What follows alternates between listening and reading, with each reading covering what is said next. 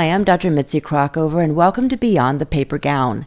Today, we're diving into a topic that affects almost every woman who uses technology to manage her health: digital health apps. Have you ever wondered what makes a digital health app trustworthy? Who's building these tools? Or even how do we evaluate the quality, the evidence, and the privacy behind them? Joining me is someone who sits at the center of all of this, Josefina Ruiz of Lightit, a healthcare product agency working with leading startups in femtech and mental health. She brings both a global view of health innovation and a personal story that shaped her approach to patient-centered tech. In this conversation, we explore the realities of product development, what good design and evidence look like in practice, how patient experience can get lost or elevated in the process, and what women should demand from the tools designed for them.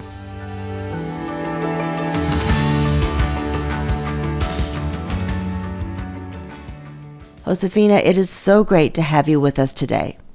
Thank you so much, Mitzi, for having me. I can start with a quick intro. I'm Josefina.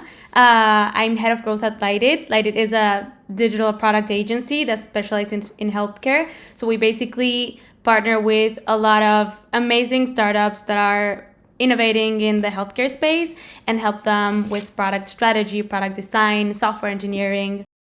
Where is Lightit based? Yeah, so Lightit is originally from Uruguay, and that's where I'm originally from as well. That's where we started. I joined the company as one of the first employees 6 years ago. We were building technology across all industries, always focused in the US. Uruguay is this very little hidden gem in South America, which happens to be in the same time zone than Eastern time zone in the US. So it's really easy to collaborate as we're in the same time zone, and technology is very advanced and English as well. So it just makes collaboration super, super easy. And now we expanded to Buenos Aires, Argentina. That's where we have our second office. You talked a little bit about your background. So give us a little bit more about what your expertise is, how you came to Lightit. You had described a pivotal moment that made you realize that this just wasn't another communications job, but your calling. So I want to hear a little bit about that as well. Yeah, so Lightit is pretty much focused in technology and healthcare, and that's not my background at all. I studied communication in college, and while I was studying advertising and my dream was to work in an advertising firm, my brother told me that three of his friends from college, he was studying software engineering by then, were starting this company, and they were looking for someone like me. I think that someone like me is just like someone that can help them, do whatever that is not software engineering, someone very junior. And we were very early stage by then, and that's how I joined. I had no real intention in working in technology and much less in healthcare, but I wanted a job. So I guess like the first pivotal moment was a few months in, when I found myself like fascinated about the product world and the power of building something from scratch and creating, like, bringing things from like messy ideas into something tangible. And as I said, we were working across all industries before, but in 2020 when COVID hit, we started getting some clients in healthcare because everyone realized that healthcare was very outdated and there was a lot of technology needed there. And at first I didn't like the industry at all. I saw the barriers, the regulations, the challenges, the technicalities, and it's a really tough industry to work in. But when I started focusing on the patient experience side and really talking to founders that have a real mission, I realized that this is actually a space I want to stay in forever, probably. Well, I tell you, your enthusiasm is infectious. I think we met at first in Switzerland, and your enthusiasm and that of your colleagues is really, truly infectious. So it started out as a focus on kind of any technology, or yeah, we were building defined apps for tourism, for ed tech, right, for whatever. And during COVID, we started getting some clients in the healthcare space, then realized that there are a lot of specifics to healthcare, and that if we got expertise there, which was kind of a fake it till you make it in the early days, because no one had a healthcare background. We could have a much stronger value proposition. Because of the experience that you had in those other areas, whether it be tourism or education or whatever, what were some of the things that you could bring to healthcare or to health? I'd say that many times healthcare innovation is built from out of healthcare ecosystems. So inside a health system, inside a university, or a researcher has an idea, and they don't necessarily have the background in tech, in products, in entrepreneurship. So the first steps of figuring out a value proposition, a roadmap, an MVP, not going all in with this huge product, and instead focusing on something small and scaling from that. I think that's something that's still not fully a part of the core of health tech, and it is a part of the core of building whatever other product anywhere else. So I guess bringing that experience from carrying out design sprints. For example, I remember carrying out a design sprint, which is kind of ideating and finding solutions for the World Trade Center when COVID hit and all the people were at home and not at the office, and they just lost the value proposition of, we have the best offices in the city and you get to connect with people here. And we were finding solutions for World Trade Center to still have a strong value proposition. So bringing that knowledge into healthcare, I guess, adds a lot of value and sense to healthcare entrepreneurs. Looking at different industries can sometimes give you a more creative approach to another industry. And as you said, healthcare is complex and confusing, and to understand some of those levers are really important. Again, we talked about, you're based between New York City and Madrid and Uruguay. How do you see women's health needs and digital health adoption differing across those markets? I think health tech and healthcare in general is very different in the three places. The biggest thing that stands out to me in the US is how complicated and broken the healthcare system is. Even working in the industry is very tough to understand and master it because it's so fragmented. Yeah. But I guess in that complexity, it just gives space for a lot of innovation, and people are constantly trying to figure out creative ways and workarounds to create more accessible and personalized healthcare. While in Spain and in Uruguay, healthcare is public first, which is amazing. For example, in here in Spain, I have my private insurance, which is 70 euros per month, which is $80 US, full coverage, no copays, and it works perfectly, and basic care is just accessible, which is amazing.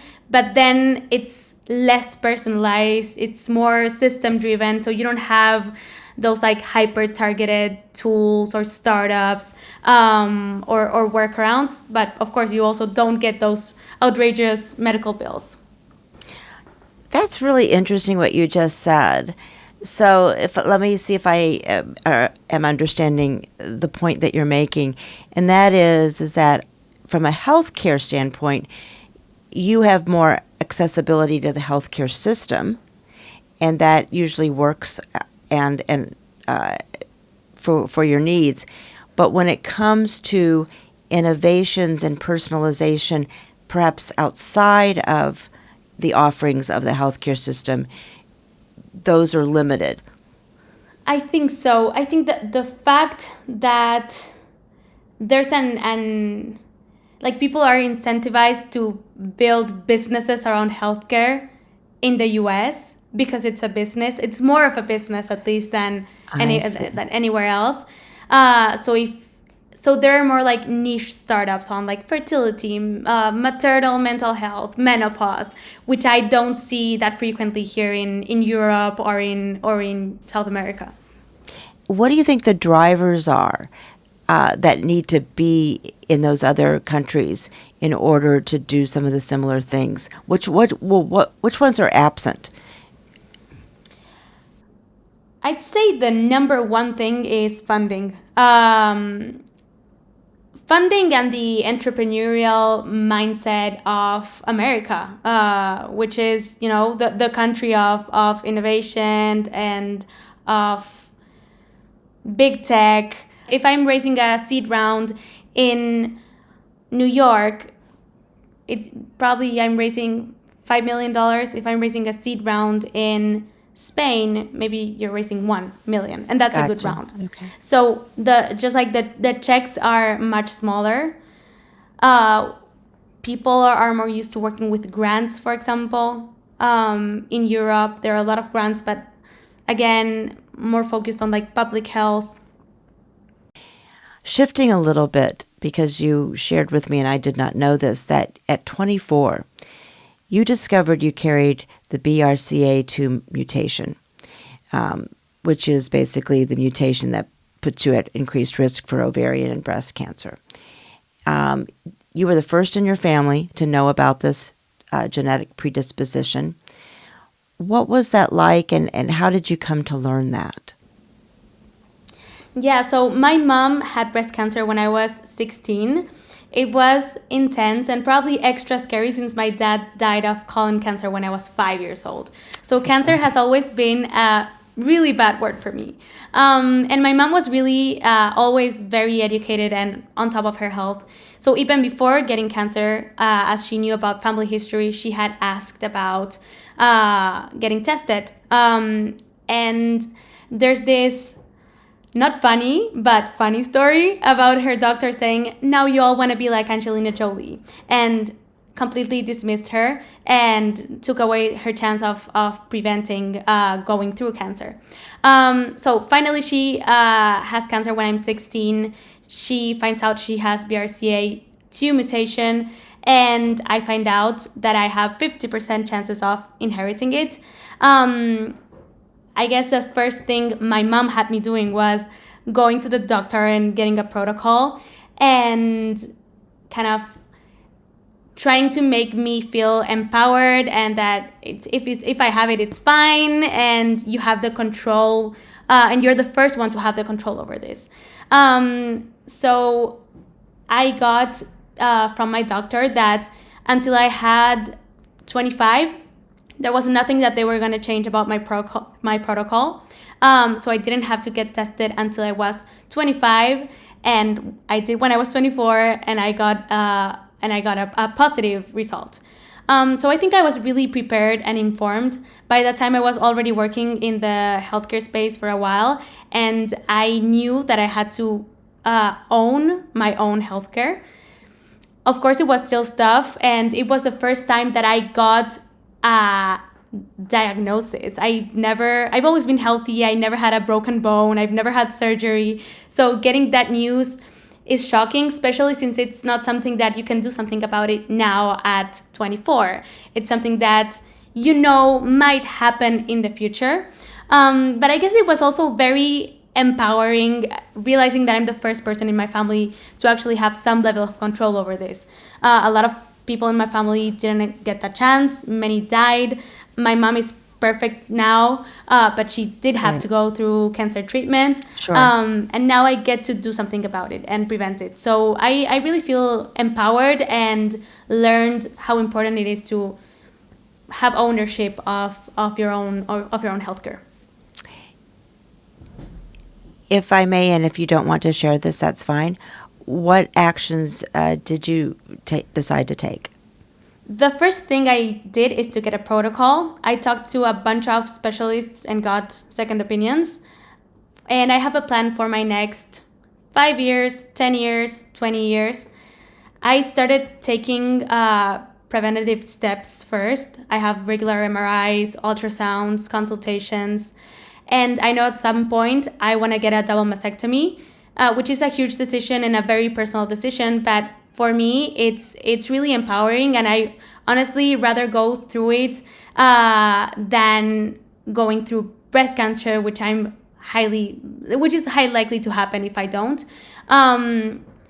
It also made me value my body a lot and lose interest in cosmetic stuff. Like, why would I get an aesthetic procedure if I know I'm gonna have to have a major surgery later? So I guess it helped me embrace my natural body and change how I think about beauty and priorities. Thank you. I can't imagine that it hasn't modified your perspective on the work that you do when you're looking at digital health and how it might impact women. Going through this made me realize how hard it is to be a patient. You get into a consultation with your OBGYN, and 10 minutes later you're out and you have more questions than answers. So I learned to advocate for myself, and I learned that we have to build infrastructure and technology that can support people and provide a better patient experience, because it can be very overwhelming. And I understand I'm talking with like privilege and education and access to great healthcare, and even that way it's so overwhelming and so confusing, and no one is taking care of my health. I have to advocate for myself. I have to have my protocols in my notes app, and I have to make my appointments because no one is going to do that for me. So I guess in terms of what I learned and how this is helping me shape the products we build at Lighted is, let's build stuff that is useful, that is easy, that flows, and that just helps people not suffer when they're already suffering because of a healthcare condition. And thank you for sharing your story. It's not always easy, and I understand that.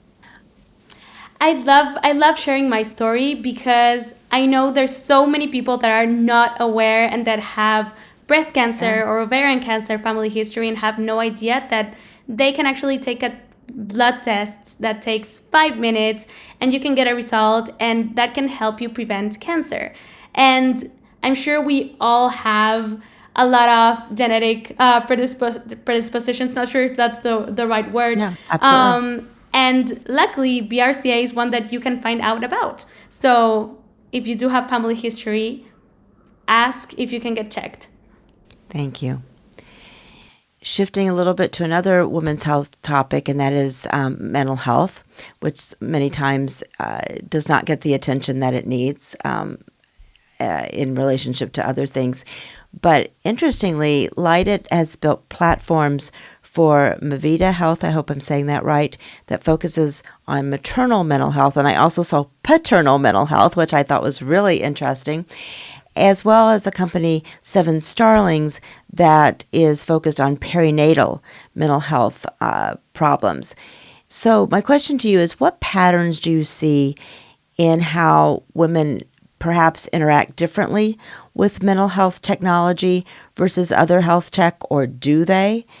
So I'll ask that question, and then I want to just ask a little bit about those two companies and any thoughts you have in terms of the kinds of things that they're doing that you think are really interesting. Amazing. So at Lighted, we work a lot in the mental health space. So Seven Starling and Mavita Health are focused on women, but we also work with mental health startups that focus on other populations. So, for example, Cerula Care, which is focused in oncology patients. Anis Health, which is focused in Asian American population. We work for pediatric mental health, serious mental illness, so really broad. And I'd say the biggest trend among all of them, regardless of if they're focused on women or not, is that the majority of users are women, typically more than 70%. So women are more proactive about their mental health. They seek for support. They are also the ones that are seeking for support for their loved ones. And one thing that has a lot of success and traction in women's mental health is not just having symptom checkers and average encounters with a provider, but also having a community and content and forums where you can interact with people going through the same thing. I think that has a lot of success in the female population. Yeah. That's interesting. I can understand that. And kind of moving on with just focusing on products that are focused on women's health. And you've talked about the complexity of building those products and what you need to consider. And so in your opinion, what are the biggest gaps that you think are evident in current women's health tech solutions? We could speak about this all day. Okay. I'm sure in your podcast, you like, I guess that the biggest gap in women's health in general is that women's health is a thing and it's considered a niche, and we're 50% of the population. We're 51% of the population.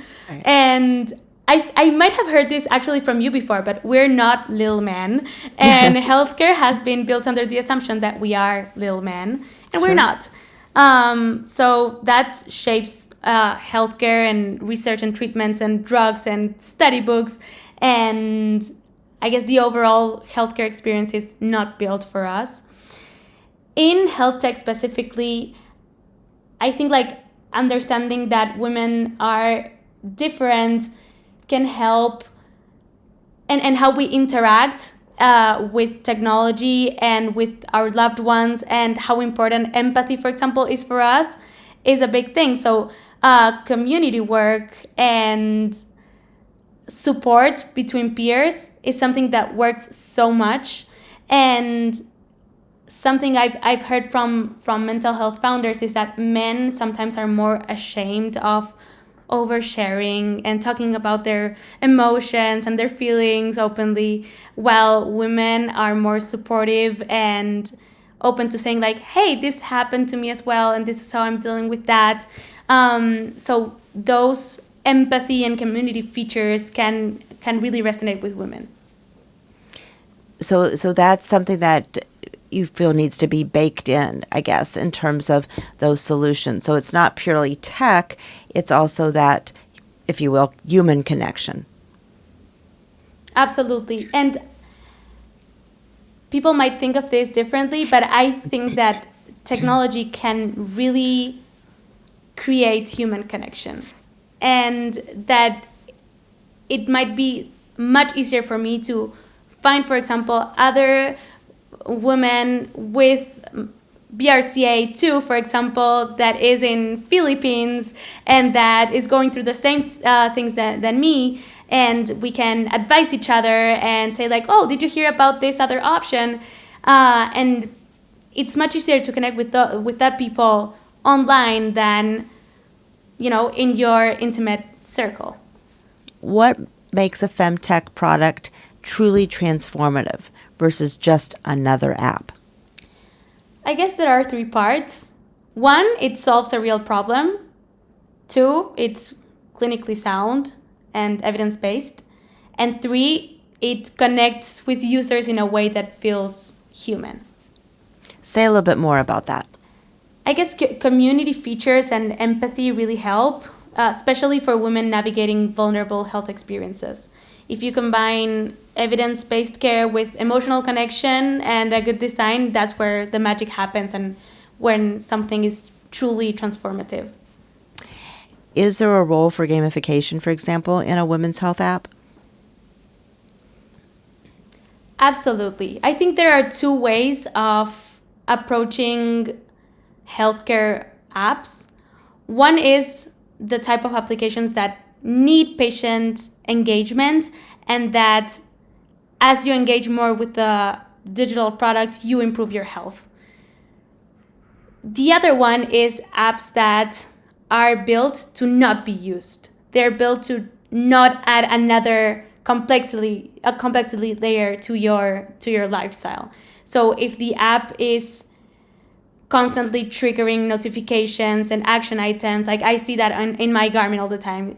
Take a walk. I can't take a walk. I'm recording a podcast right now. So I guess That is so true. both approaches are really valid. I think there's absolutely a place for that in women's health, and as we can personalize more based on habits, based on wearable data, based on your profile and your preferences, the better the motivation will be, and the more success the gamification will have. But I think it's a great tool, especially when you're trying to trigger behavior changes. So, because you're the expert, could you explain to our audience what gamification is? So gamification is a way to engage users with rewards, with gifts, with games that just make you want to use the app more. So you can see this in, if you're shopping online, for example, and you have a roulette and you play with that roulette and you get a discount, that's gamification. If you get, once you complete a task, you get a very cool sound and nice images in your phone, just like celebrating your achievement, that motivates you to keep on going. So it's very used in games, of course, in online games. But if you incorporate that to a healthcare product, for example, it can motivate you to keep on doing whatever you're doing right, or motivate you to have certain behavior changes. You talked about, integrating wearables and integrating, different variables. That really is has taken off because of the use of AI. So my next question's got to be, how is AI changing your life in terms of being an app developer, if you will? AI is shaping absolutely everything. Healthcare, technology, and our day-to-day life, absolutely our day-to-day job. There are a lot of changes in how we develop products and how we code, which is something really interesting. We are also, everyone is, if you're starting a new company or a new product now, you're probably doing with AI at the core, which is clever. But sometimes we have to step back and figure out if we're just using AI to have AI in the title, or if we're using AI because it actually is the best way to approach whatever problem you're solving. Here at Lighted, we started working in AI very early, especially in generative AI, when OpenAI started being a thing and ChatGPT started being a thing. And the first product we launched in our innovation department, which is a department within our company that's whose purpose is to launch ideas and test products and technologies. We launched a product called Compliant ChatGPT, which is a way of using ChatGPT that's HIPAA compliant. So it anonymizes and de-anonymizes PII and PHI. So as a doctor, you can use Compliant ChatGPT, but you can't use ChatGPT. We built a lot of interesting modes so that you can upload blood works, or you can order chart notes. So it's a really, really cool tool for providers. And those are things that we're launching on the side. We also launched a spin-off company that now works as an independent company to Lighted called Puppeteer, which focuses on building AI agents for the healthcare world. An AI agent can schedule, triage, can basically carry out whatever workflow. And I honestly can't understand how clinics, for example, are not using AI for like every phone call. It works better. It has access to health records, to the provider schedule. It can give very detailed information. The AI can trigger calls, can trigger SMS, emails. So it just makes everyone's life easier. Having just gone to a medical appointment yesterday and spending 15 minutes on the paperwork and the insurance issues that then made me to 15 minutes late for the appointment, I so resonate. Mitzi, there's one thing I will never understand about healthcare, and it's why are we still using fax? Exactly. I'm sure it's the only industry that's still using fax and still relies on fax. I look forward to the day when the fax machines are no longer made, so they have no other option but to come into the 21st century. But that being said, it's a great segue. You talked about HIPAA compliance and privacy. And, data security has always been obviously an issue. But for women's health, the privacy focus really was highlighted during the recent political changes, being the overturn of Roe v. Wade, for example. So where does that factor into how you create any of your solutions, especially in the women's health area? Yeah. So healthcare data is very sensitive regardless of the gender, but many femtech startups manage even more sensitive data, such as reproductive data. And given the political climate, it's more sensitive and risky. There's one thing I've learned over the years, and it's that femtech startups face a unique mix of challenges. And when politics are in the mix, things can change from one day to the next one. So regardless of the political climate now, we never know what will come next. So if you're building a femtech product, even if it's a wellness app or a cycle tracking tool, you have to think proactively about data minimization, data encryption, security, user control over data, clear privacy policies. As an app builder, but also as a user, you want to make sure that whoever has your data is using it in the right way. And, something that as I learned having conversations like these, especially again at the time of the decision, not all apps really have to be HIPAA compliant, especially, for example, wellness apps. So any other suggestions or thoughts you have in that area? Yeah, you can be a user of a wellness app that is wellness, not healthcare, but it can have data about your cycle, about an abortion, about whatever input that you log about your menstrual health, for example, that is not necessarily protected by HIPAA. Yeah. And I guess I tend to be,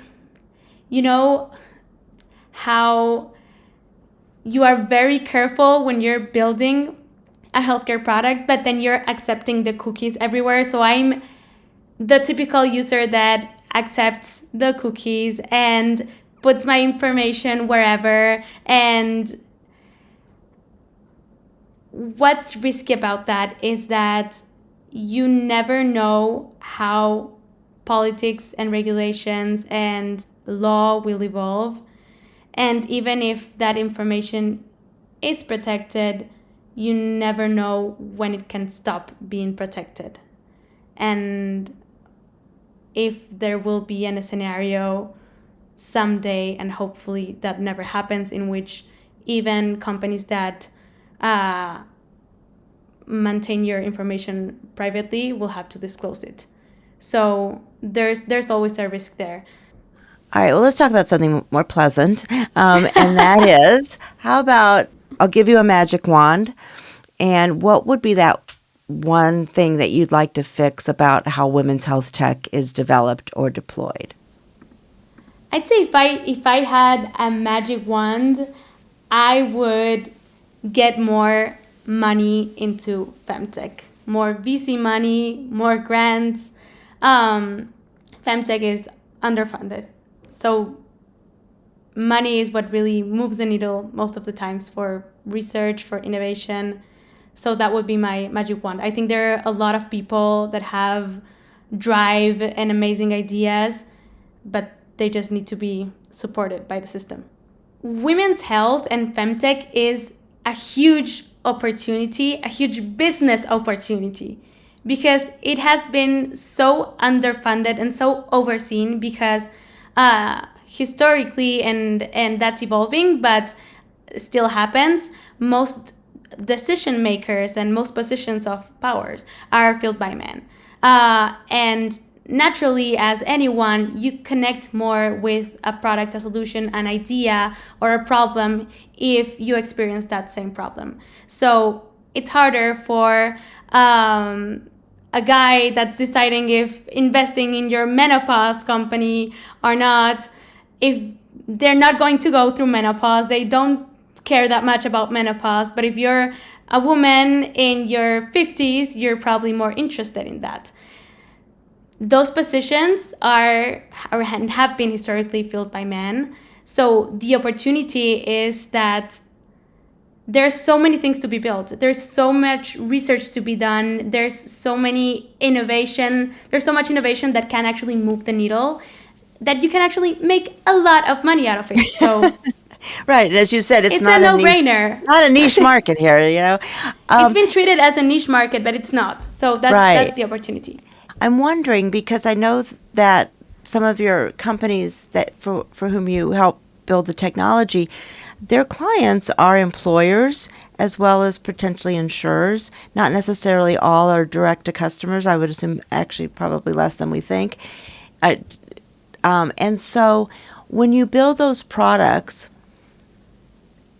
does that consideration get baked in some ways so that you can make that product more sellable, if you will, to those, not necessarily the end user, but to the customer itself? Yeah, we do a lot of work on the product discovery and product strategy side, which is typically the first stage of whatever new digital product that you're building. And in that stage, it's very important to understand who the users are, what the business model is, and what the acquisition model is. It's very different if you're selling to like B2B, even though the end users might be the same people, but it's different if you're going through their company or through their insurance, or if they're paying out of pocket, how they're getting exposed to this product. So we have to shape the experience based on that. Absolutely. And as we wrap up this part, what did I not ask you that you thought was really important for our listeners to know? So one question that you didn't ask was advice for listeners facing similar genetic health decisions. Oh, okay. Yes. So I think that advice is interesting and always relevant. So Please. If you have family history or you're facing any genetic health decision, I'd suggest to first get tested. You'll be fine. It's better to know. And humans are resilient enough to handle that information. And knowledge gives you a lot of power. Second, go to every consultation with questions. Very well prepared. Write things down. Doctors won't track things for you, so you keep your information, keep your notes. And third, don't get lost on Google or ChatGPT. It's very easy to spiral. Instead, find books, trusted sources, communities. I find communities really, really helpful, but also realize when you have to take a step back if it starts feeling overwhelming.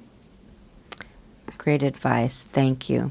Josefina Ruiz, thank you so much for being here with us and kind of lifting the curtain on how these women's health products, digital products, are being developed, and as well as sharing your experience with us. Thank you so much, Mitzi.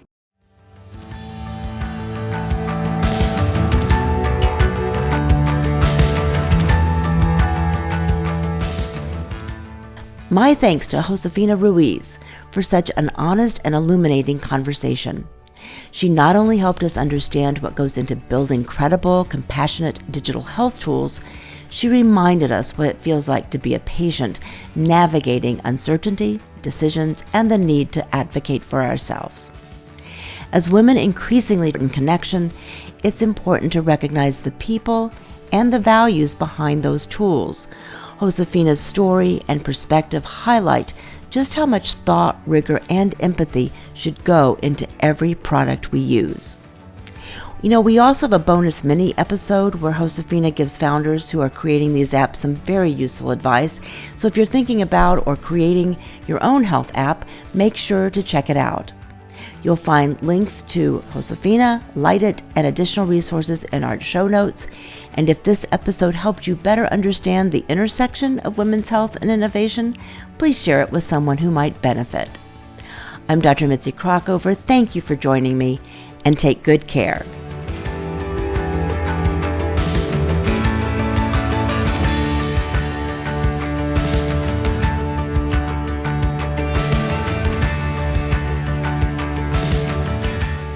This episode was produced by Patrick Shambiati and me, and our associate producer is Kyla McMillian.